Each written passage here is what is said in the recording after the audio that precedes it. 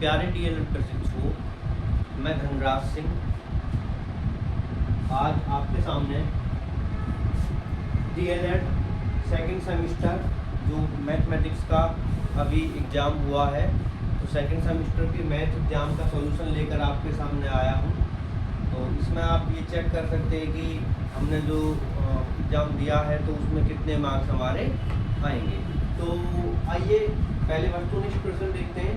जो आपका question paper था उसमें पहला सवाल था, एक कार 1 लीटर पेट्रोल में x-5 किलोमीटर की दूरी तय करती है। x-5 लीटर पेट्रोल में कार द्वारा तय की गई दूरी होगी। तो ये उन्होंने दिया है कि 1 लीटर में इतना जाती है, तो इतने लीटर में कितना जाएगी। तो इसके लिए हम क्या कर देते हैं, आप सभी जानते हैं, गुना कर देते हैं। तो ये ऐसे ही है बिल्कुल कि 1 लीटर में एक कार 15 किलोमीटर जाती है, तो 2 लीटर में कितना जाएगी, 15 में 2 का गुना कर देंगे तो 30 किलोमीटर होगा। तो ये ऐसे ही है। तो कार द्वारा तय की गई दूरी, तो दूरी कितनी होगी, x-5 और x-5 का गुना। तो अब हम ये इसको लिख सकते हैं, इसका पावर 1, इसका पावर 1, तो ये हो जाएगा वर्ग। 2 जब गुना होती है 2 संख्याओं की तो वो हो जाता होल स्क्वायर। तो x-5 का जो होल स्क्वायर होगा, अब इसके लिए ओपन करने के लिए एक फॉर्मूला है, ये पहले पद का वर्ग प्लस दूसरे पद का वर्ग प्लस दोनों की गुना का गुना। तो ये प्लस के लिए है कि माइनस हो, तो पहले पद का वर्ग प्लस दूसरे पद का वर्ग 25 हो जाएगा, माइनस दोनों की गुना का 2 गुना। दोनों की गुना क्या होगी, 5x, उसका 2 गुना 10 है। तो इसको हम ऐसे लिख सकते हैं x²। इन दोनों पदों को हम बदल सकते हैं 10x + 25। तो ये कौन सा ऑप्शन करेक्ट है, तो this option is correct. This option जो इसके ऊपर मैंने टिप्पा लगाया, सेकंड ऑप्शन, ये करेक्ट है, x² - 10x + 25। अगला प्रॉब्लम है, एक कमरे की फर्श का क्षेत्रफल 32 वर्ग मीटर, जो फर्श है उसका क्षेत्रफल दिया हुआ है, और ऊंचाई उस कमरे की 4 मीटर दी हुई है। तो उस कमरे में हवा का आयतन, उसके अंदर हवा होगी, तो हवा का आयतन होगा, ये होता है लंबाई गुना चौड़ाई गुना ऊंचाई। तो क्षेत्रफल में लंबाई गुना, ये जो क्षेत्रफल है लंबाई भी और गुना चौड़ाई होकर एक साथ यहाँ दिया हुआ है, जो 32 वर्ग मीटर है, और ऊंचाई 4 मीटर है। तो इनका क्या हो जाएगा, गुना। तो यहाँ पर हम करते हैं कि आयतन बराबर क्षेत्रफल गुना ऊंचाई। तो क्षेत्रफल कितना है, इसका क्षेत्रफल है बच्चों 32 और ऊंचाई है 4, तो हो जाएगा 4 दूनी 8 और 4 × 12 128 घन मीटर। क्या मात्रक होता है, घन मीटर। तो कौन सा ठीक है, ये 128 घन मीटर। तो चौथा जो इसका ऑप्शन है वो करेक्ट है। अब आगे नेक्स्ट, ये तो समझ में आ गए होंगे, तो इनको मैं रफ किए देता हूँ। आगे देखते हैं थर्ड है सवाल, ये आपके बोर्ड पर लिखा हुआ है, x सेंटीमीटर भुजा वाले समबाहु त्रिभुज का क्षेत्रफल। तो समबाहु त्रिभुज का जो क्षेत्रफल होता है, समबाहु त्रिभुज का क्षेत्रफल, समबाहु त्रिभुज का क्षेत्रफल के लिए फॉर्मूला होता है √3/4 और भुजा का वर्ग। तो भुजा x दी हुई है यहाँ पर, तो 3/4 × x²। तो कौन सा ऑप्शन सही है, ये ऑप्शन, फर्स्ट वाला ऑप्शन यहाँ करेक्ट है। √3/4 और x², चाहे तो यहाँ लिख दीजिए चाहे इसके पहले लिख दीजिए, वो आप जानते हैं एक ही बात होता है। आगे बढ़ते हैं 4 पर। 32 और 156 का लघुत्तम समापवर्त्य होगा। लघुत्तम समापवर्त्य आप जानते हैं 32 और 56 का। तो 32 लिख लेंगे यहाँ पर, कॉमा करके 56, और पहले एक छोटे नंबर से इसको डिवाइड करते हैं। 2 से कर दिया तो 16, और 2 से कर दिया तो 28 आएगा। फिर 2 से करते हैं ये 8 और ये 14 हो जाएगा। फिर 2 से करते हैं 2 चौक 8, 2 सत्ते 14। तो फिर 2 से करते हैं 2 दूनी 4 और 2, ये 7 डिवाइड होगा नहीं, तो 7 का 7 ही आ जाएगा। तो अब ये सारे प्राइम नंबर हैं, सबका मल्टीप्लाई कर देते हैं। 2 दूनी 4, 4 दूनी 8, 8 दूनी 16, 16 दूनी 32, 32 गुना 7। अब 32 में हम 7 का गुना करेंगे तो 7 दूनी 14 और 1 हासिल और 7 से 21 और 1 22, तो 2 2 4, तो 2 2 4 ये ऑप्शन इसका तीसरा वाला सही है। अब आते हैं एक प्रॉब्लम और था, जो था ये पांचवा था ये, निम्नलिखित संख्याओं में पूर्णांक होगा। तो ये 4 संख्या दी हुई थी, 214, 0, -18 और उपर्युक्त सभी। तो देखना ये 4 ऑप्शन यहाँ दिए थे, तो 214 भी पूर्णांक है, 0 भी पूर्णांक है, माइनस के नंबर भी पूर्णांक होते हैं, तो -18 भी पूर्णांक है। तो ये तीनों पूर्णांक पूछा था, तो ये ऑप्शन इसका सही रहेगा, उपयुक्त सभी। तो अभी आपने देखा हमने वस्तुनिष्ठ इस प्रश्न पत्र के हल किए। तो वहाँ पर आपको एक बात मैं यहाँ बताता चलूँ कि आपका यदि ऑप्शन ठीक होगा तो आपको 1 फुल मार्क्स मिलेगा, और यदि आपका ऑप्शन गलत होगा तो आपको 1 भी नंबर नहीं मिलेगा, अर्थात 0 नंबर मिलेंगे। तो आगे बढ़ते हैं दूसरे सेक्शन की तरफ। ये है अति लघुत्तरीय प्रश्न, जो ये भी जितने भी इसमें सवाल होंगे, जितने भी इसमें प्रश्न पूछे जाएंगे वो 1-1 नंबर के ही होंगे। तो यहाँ आते हैं 6 पर, 3 तथा 5 के गुणनफल को संख्या रेखा पर दर्शाइए। तो ये आप देख रहे होंगे संख्या रेखा है, इस पर हमको 3 गुना 5 को दर्शाना है। तो इसका मतलब ये है कि 3-3 के ग्रुप हमारे 5 बार तक जाने हैं। तो देखिए पहले 0 से 3 आया, एक बार हम चले गए, एक बार, फिर 2 बार के लिए 1 2 3, या 3 का पहाड़ा भी पढ़ते चले जाइए, 3 दूनी 6, 3 तिया 9, 3 चौक 12 और 3 पंजे 15। तो इस तरह से हमको यहाँ 3 गुना 5 का वैल्यू क्या होगा, ये 15 होगा। तो इस तरह से हमको ये संख्या रेखा पर दर्शाना था।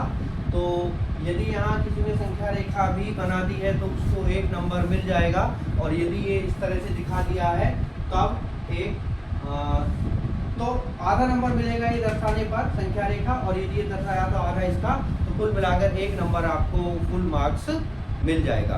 अब आगे बढ़ते हैं, इससे नेक्स्ट जो सवाल है वो है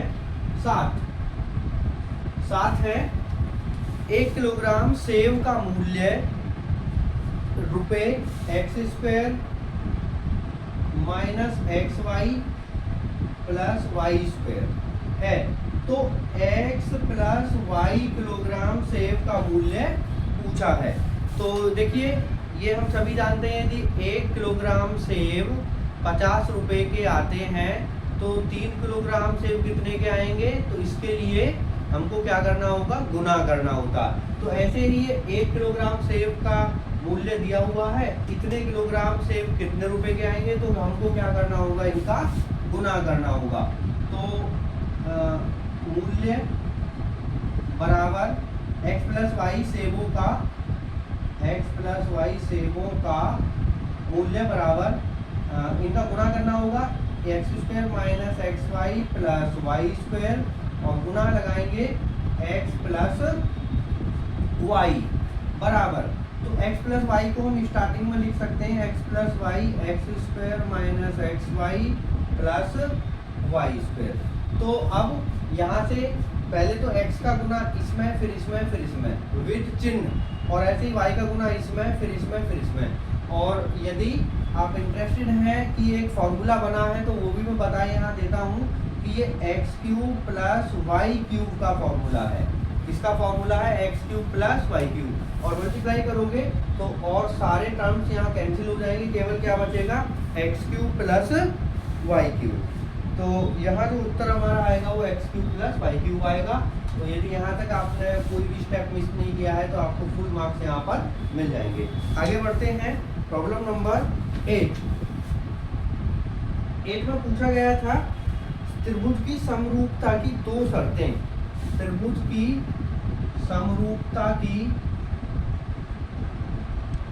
2 शर्तें, 2 शर्तें पूछी गई हैं। तो त्रिभुज की जो सर्वांग सम त्रिभुज होते हैं उनकी 3 शर्तें होती हैं। पहली शर्त होती है, मैं तीनों शर्त बता ही देता हूँ, जो जिस भी स्टूडेंट ने यहाँ 2 शर्तें लिखी हैं कोई सी भी इन 3 में से, तो उसको पूरा मार्क्स 1 नंबर मिल जाएगा।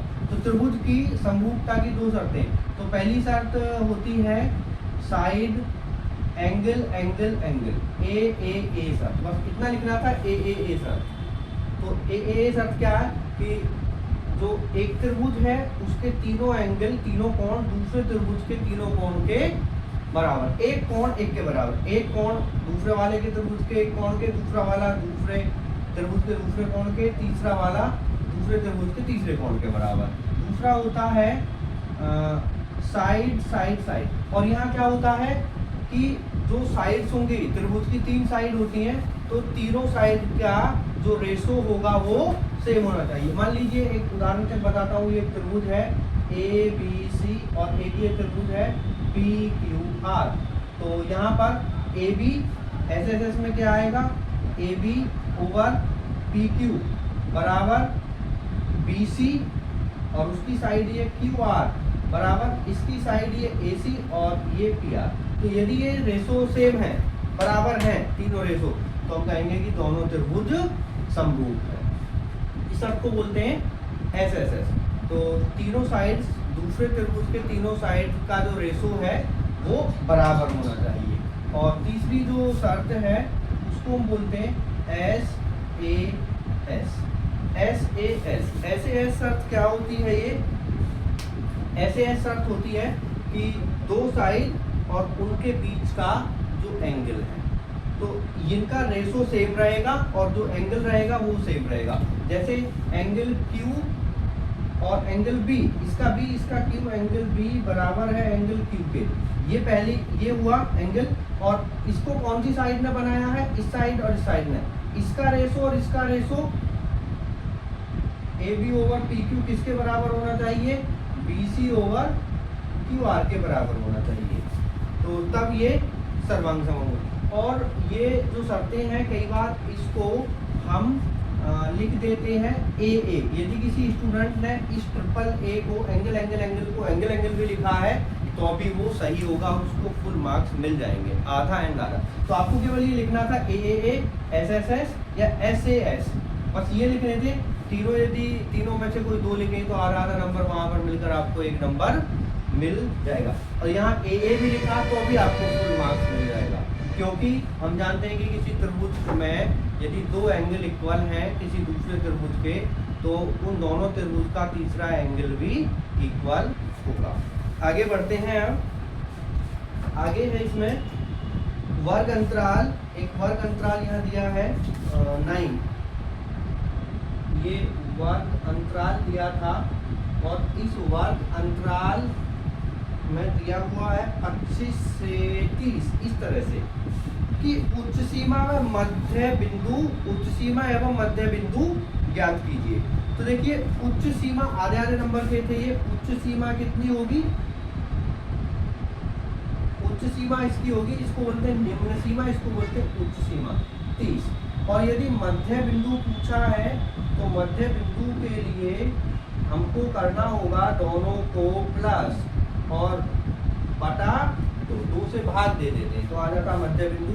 तो ये मध्य बिंदु होगा 25 और ये 55, 55 बटा 2 और 55 बटा 2, 55 का आधा, 55 में 2 से हम भाग लगाएंगे तो आ जाएगा 27.5। तो 27.5 होगा इसका मध्य बिंदु। तो आधा नंबर यहाँ मिलना है यहाँ और आधा नंबर यहाँ, तो पूरा हो जाएगा आपका 1 नंबर। अब आगे देखते हैं नेक्स्ट जो सवाल है वो है ये 9 सवाल हो गए, 10वां सवाल है, थोड़ा सा बोर्ड पर स्पेस बनाते हैं।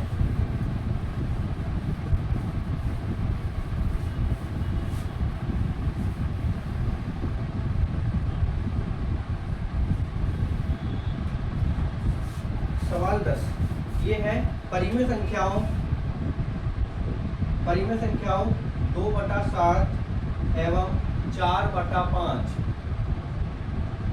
के बीच एक परिमेय संख्या ज्ञात कीजिए। तो यहाँ एक परिमेय संख्या पूछी है, वो भी परिमेय संख्या इन दोनों के बीच। तो ऐसी स्थिति में करते क्या है, पहले तो इनका योग कर लेते हैं। तो 2/7 और 4/5 का जो योग होगा वो होगा यहाँ एलसीएम लेंगे तो 35 आ जाएगा और 7 का भाग देते हैं, 7 पंजे 35 और जो आ जाता है उसका यहाँ गुना लगा देते हैं, 7 पंजे 35 और 5 दूनी 10। ऐसे ही यहाँ करेंगे 5 सत्ते 35 और 7 चौक 28, तो आ जाएगा 38/35। तो परिमेय संख्या क्या होगी?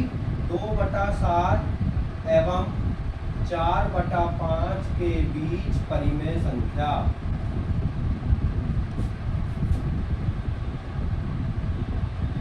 तो अब क्या करेंगे, इसका आधा 2 से भाग लगाएंगे यहाँ पर, तो 38/35 गुना 2 से भाग और लगा दिया, 2 से 19 बार ये कैंसिल होगा, तो आंसर आ जाएगा 19/35।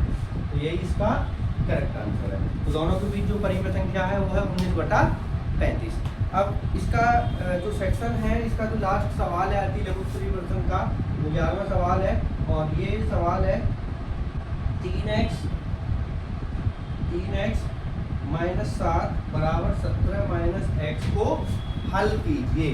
तो ऐसे कंडीशन में हम जो हमारे पास चर होते हैं उनको एक साइड और अचर होते हैं उनको एक साइड, x को मैं इधर लेकर आऊँगा, 3x यहाँ था ही, इधर आकर प्लस हो जाएगा, बराबर 17 यहाँ रहेगा और ये इधर आकर प्लस हो जाएगा। तो माइनस था, ये इधर आकर प्लस हो गया, और ये माइनस था उधर जाकर प्लस हो गया। तो ये 4x बराबर हो जाएगा 17 और 7 24, तो 4 बराबर हो जाएगा 24/4, और 4 से 24, तो x बराबर आ जाएगा 6। तो ये इसका जो सही आंसर होगा वो होगा x बराबर 6। अब आगे बढ़ते हैं, जो नेक्स्ट सेक्शन है लघु उत्तरीय प्रश्न। तो आते हैं अति लघु उत्तरीय प्रश्न पर, जो 2 अंक का प्रत्येक प्रश्न यहाँ होगा। तो यहाँ ये प्रश्न नंबर 12 है, इसमें पूछा है निम्नलिखित आंकड़ों के लिए 5 का वर्ग अंतराल लेकर बारंबारता बंटन सारणी बनाइए। तो यहाँ ये हमको दिया हुआ है कि नीचे आंकड़े हैं ये, तो ये जो आंकड़े हैं कुछ ऐसे हैं 3, 8, 24, 16, 19, 9, 7, 2, 12, 13, 11, 23, 14, 18, 12, 19, 14, 21, 11, 6। और इसके लिए कहा है कि बारंबारता बंटन सारणी बनाइए, और जो वर्ग अंतराल है वो 5 लेना है। तो सबसे पहले हम देख लेते हैं, हमारे यहाँ 2 से स्टार्ट होकर, जब मैंने इनको आरोही क्रम में लगाया तो 2 से स्टार्ट होकर ये 24 तक गए हैं। तो यहाँ पर वर्ग अंतराल 5 लेना है, तो 0 से 5, पहला वर्ग अंतराल 0 से 5, दूसरा 5 से 10, तीसरा 10 से 15, और 15 से 20, और 20 से 25। तो इस तरह से हम, क्योंकि हमारे पास 24 तक है तो हमने 25 तक ले लिया, तो 5-5 का वर्ग अंतराल है। इसका जो गैप है वो 5 में से 0 जाएंगे 5, तो इस तरह से 10 में से 5 में 5, तो जो अंतराल है वो कितना है 5। तो अब टेलीफिन लगाते चलेंगे हम, तो 0 से 5 के बीच देखना कितनी संख्या है, 1 और 1 2, 1 और 1 ये 2। आप ऊपर से भी देख सकते हो, लेकिन यदि आरोही क्रम लगा लिया तो आपके लिए काम बहुत आसान हो जाता है। तो 2, तो यहाँ बारंबारता कितनी है इसकी 2। अब देखेंगे 5 से 10 के बीच, तो 5 से 10 के बीच आप देख रहे होंगे 1 2 3 संख्याएं हैं, तो यहाँ लिख देंगे टेलीफिन लगाने हैं, तो 1 2 3 इस तरह से, और यहाँ लिख दूंगा मैं 3। अब आगे बढ़ते हैं 10 से 15 के बीच, तो 10 से 15 के बीच 1 2 3 4 5 6 7, तो ये कितने हैं 1 2 3 4 5 6 7, तो कितने हुए 7। आगे बढ़ते हैं अब 15 से 20 के बीच, तो 1 2 3 4, तो कितने 1 2 3 4 4 हो जाएंगे। और 20 से 25 के बीच 1 2 3 1 2 3, और ये हो जाएगा। अच्छा, जो कुल है हमारा, जो बारंबारताओं का यहाँ योग आना चाहिए, वो योग उतना ही होना चाहिए जितना हमारे पास ये जो आंकड़े थे वो टोटल संख्या में थे।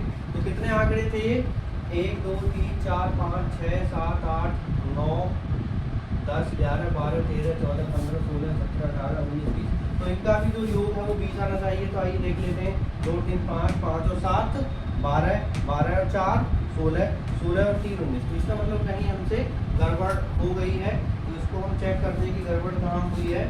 तो यहाँ 5 से 10 के बीच, 5 और 10 के बीच देखना है, यहाँ 5 से 10 यहाँ तो 4 है, 1 2 3 4, और जबकि मैंने यहाँ लिख दिया 3, तो ये 4 हो जाएगा, तो यहाँ आ जाएगा ये कुल 20। आगे बढ़ते हैं, आगे सवाल है, एक हौद की लंबाई चौड़ाई और ऊंचाई क्रम से 4 मीटर 5 मीटर तथा 2 मीटर है। यदि हौद में 1.5 मीटर ऊंचाई तक पानी भरा हो तो ज्ञात कीजिए कि हौज में कुल कितने लीटर पानी भरा है। तो यहाँ इन्होंने जो दिया है वो हौज, ये सवाल नंबर 13 है। हौज की लंबाई दी हुई है और लंबाई है 4 मीटर, चौड़ाई दी हुई है, चौड़ाई है 5 मीटर और ऊंचाई दी हुई है, ऊंचाई है 2 मीटर। लेकिन जो पानी की ऊंचाई है वो कितना है? पानी की ऊंचाई, वो जो पानी उसमें भरा है 1.5 मीटर। तो बच्चों हमको, क्योंकि पानी का आयतन निकालना है, तो पानी का यदि आयतन हमको चाहिए तो हमको पानी की ऊंचाई लेनी पड़ेगी। तो पानी का आयतन बराबर, आयतन तो आप सभी जानते ही हैं, लंबाई गुना चौड़ाई गुना ऊंचाई। तो ये सूत्र होता है लंबाई गुना चौड़ाई गुना ऊंचाई। लंबाई कितना है? 4, चौड़ाई कितना है? 5 और ऊंचाई पानी का लेना है 1.5 और ये आ जाएगा घन मीटर बराबर 5, 4 और 5 का गुना करना है, 4 पंजे 20 और 20 का गुना करेंगे हम 1.5 में, तो 20 का 1.5 गुना ये हो जाएगा 30, तो 30 घन मीटर। अच्छा, यहाँ हमको ये सवाल नहीं छोड़ना है क्योंकि लीटर में पूछा है, तो 30 गुना 1 घन मीटर में 1000 लीटर होते हैं, तो 1000 लीटर, तो ये कुल मिलाकर आ जाएगा 3, 1, 2, 3, 4, 30,000 लीटर। तो कितना उत्तर रहेगा इसका? 30,000 लीटर। आगे बढ़ते हैं, क्वेश्चन नंबर 14, 14। तो 14 है ये, वह छोटी से छोटी संख्या ज्ञात कीजिए जिसमें 6 जोड़ने पर 12, 16, 24 और 27 से विभाजित हो जाए। तो सबसे पहले हमको क्या करना होगा? इन चारों संख्याओं का एलसीएम लेना होगा। तो इनका जो एलसीएम आएगा तीनों संख्या 432, 12, 16, 24, 27 का जो एलसीएम होगा वो 432। लेकिन बच्चों यहाँ पर आपको इसको हल करना होगा। तो एलसीएम लेना आप सब जानते हैं, कर सकते हैं। अब यहाँ से सवाल का उत्तर आते हैं। इन्होंने पूछा था वह छोटी से छोटी संख्या जिसमें 6 जोड़ने पर, तो हमको क्या होगा? 6 यहाँ माइनस करना है, तो अभिष्ट संख्या बराबर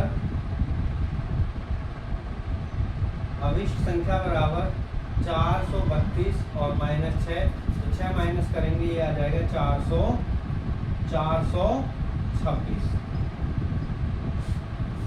ठीक है, तो जो इसका आंसर होगा वो 426 और 6 वो अभिष्ट संख्या आ जाएगी। 6 जोड़ेंगे इसमें, क्योंकि उन्होंने कहा था 6 जोड़ने के बाद 432, जो कि इन चारों संख्याओं से विभाजित होगी।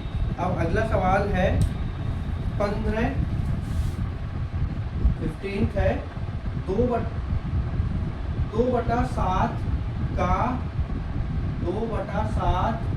का गुणात्मक प्रतिलोम और योज्य प्रतिलोम ये पूछे हैं, और पूछा है कि गुणात्मक प्रतिलोम और योज्य प्रतिलोम का योगफल। तो इनका योगफल बताना है, तो इसका गुणात्मक प्रतिलोम होगा, इसमें किससे गुना करें तो 1 आ जाए 7/2, और इसका योज्य प्रतिलोम इसमें क्या जोड़े कि 0 आ जाए, तो वो होगा -2/7। अच्छा, इनका योगफल पूछा है, तो योगफल बराबर 7/2 प्लस करेंगे और ये माइनस है तो माइनस ही हो जाएगा, -2/7 बराबर। तो इनका एलसीएम लेते हैं, एलसीएम में आ जाएगा 2, 7 का एलसीएम 14, 2 7 14 और 7 7 49, माइनस यहाँ माइनस है तो यहाँ माइनस, ये 7 दूनी 14 और 2 दूनी 4, 49 से 4 माइनस करेंगे तो आ जाएगा 45/14। इसका उत्तर होगा 45/14। अगले सवाल की तरफ बढ़ते हैं। सर्वांग समता की चारों कसौटियों को चित्र की सहायता से बताइए। तो सर्वांग समता की चारों कसौटी जो होती हैं उनको हमको चित्र की सहायता से यहाँ बनाकर बताना है। तो पहले बोर्ड पर स्पेस हम किए लेते हैं।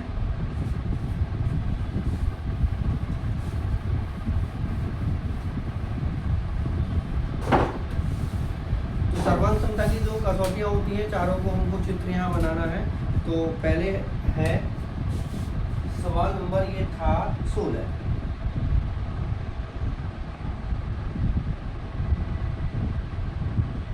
सर्वांग समता की कसौटियाँ,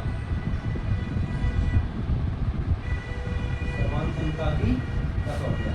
तो चार कसौटी यहाँ हैं। पहली कसौटी है साइड साइड साइड, तो ऐसा ऐसा इसको बोल देते हैं। और चित्र की सहायता से बताना था तो हमको यहाँ दो ट्रायंगल लेने होंगे, दो त्रिभुज लेने होंगे। त्रिभुज के लिए हम सर्वांग समता की कसौटी देख रहे हैं। तो ये साइड इसके इक्वल हो, ये साइड इसके इक्वल हो और ये साइड इसके इक्वल हो। तो पहली कसौटी होती है, इसको बोलते हैं एस एस एस। और अब आते हैं दूसरी कसौटी S A S, S A S. तो इसमें क्या होता है, दो त्रिभुज हैं, ये दो त्रिभुज फिर से हम ड्रॉ किए लेते हैं। दोनों त्रिभुज में दो साइड, ये साइड इसके इक्वल और ये साइड इसके इक्वल, और उन दोनों के बीच का जो कोण है वो इसके बराबर हो। तो यदि ये लंबाई इसके बराबर, ये लंबाई इसके बराबर, ये कोण इसके बराबर, तो ये कौन सी हमारी सर्वांग समता की शर्त होगी, एस ए एस। आगे बढ़ते हैं। नेक्स्ट शर्त है एंगल साइड एंगल। तो यहाँ भी दो त्रिभुज हमको ये बनाने हैं, त्रिभुज पहला और ये दूसरा त्रिभुज मैंने बना लिया। इस त्रिभुज में तो एंगल, एक ये वाला एंगल और एक ये वाला एंगल, ये एंगल इस त्रिभुज के इस एंगल के इक्वल और ये वाला इसके इक्वल, और ये साइड बराबर हो जाए। तो दो एंगल और उन एंगल के बीच की साइड यदि बराबर है तो उसको हम बोलते हैं एंगल साइड एंगल। दो एंगल और उनके बीच का साइड इक्वल है दूसरे त्रिभुज से। तो चौथी है R H S, right hand side, R H S. ये है इस तरह से, तो ये त्रिभुज है और ये दोनों जो त्रिभुज हैं इनमें इसका एक कोण 90 डिग्री इसके बराबर हो जाए, राइट हैंड साइड बराबर हो जाए, और एक कर्ण इसका इसके बराबर, और फिर एक भुजा, ये वाली भुजा इसके बराबर या ये वाली भुजा इसके बराबर हो जाए। तो उसको बोलते हैं हम आर एच एस क्राइटेरिया। जो शर्त है आर एच एस। तो ये चारों शर्त थी, चारों शर्त पूछी थी, तो जिसने ये डायग्राम बना दिया और ये लिख दिया तो चारों शर्त हो जाएंगी आधा आधा नंबर की। तो 2 नंबर यहाँ इस तरह से आपको मिल जाए। आगे बढ़ते हैं नेक्स्ट 17। ये 16वां सत्र है, पिता की आयु अपने पुत्र की आयु का 7 गुना है। 5 वर्ष बाद पिता की आयु पुत्र की आयु का 4 गुना हो जाएगी। पिता और पुत्र की वर्तमान आयु ज्ञात कीजिए। तो यहाँ दिया पिता की आयु पुत्र की आयु का 7 गुना। तो मान लेते हैं, माना पुत्र की आयु, माना पुत्र की आयु बराबर x वर्ष है। तो पिता की आयु कितना होगी, यहाँ पिता की जो आयु होगी वो हमको सवाल का पहला लाइन पढ़ना पड़ेगा। पिता की आयु पुत्र की आयु का 7 गुना, तो ये कितना है 7 गुना। अब ये सवाल दिया है 5 वर्ष बाद, 5 वर्ष बाद इन्होंने बोला है पिता की आयु पुत्र की आयु का 4 गुना हो जाएगी। तो 5 वर्ष बाद पिता की आयु कितनी होगी, 7x + 5, ये हो जाएगी पिता की आयु। और पुत्र की आयु कितनी होगी, 5 साल बाद x + 5। तो ये बोल रहे हैं कि ये जो है इसकी आयु का कितना हो जाएगी, सवाल में दिया हुआ है 4 गुना, तो यहाँ हम 4 लिखेंगे। ठीक है, तो 7x, इसको हल करते हैं, 4x हो जाएगा यहाँ पर और प्लस 4 पंजे 20 हो जाएगा। 4x को इधर लेकर आता हूँ तो 7x - 4x, 5 को मैं उधर लेकर जाता हूँ 20 - 5, तो 7 में से 4 गए 3, 3x बराबर, और 20 में से 5 गए 25, x बराबर आ जाएगा 15/3 बराबर 3 पंजे 15 5। तो पुत्र की आयु कितनी होगी? वर्तमान आयु, पुत्र की वर्तमान आयु बराबर 5 वर्ष x मानी थी। और पिता की वर्तमान आयु कितनी होगी? पिता की वर्तमान आयु 7 × 5 35 वर्ष होगी। तो ये इनके उत्तर थे। आगे बढ़ते हैं और आई थिंक ये लास्ट सवाल है, तो पहले इसको रफ किए लेते हैं।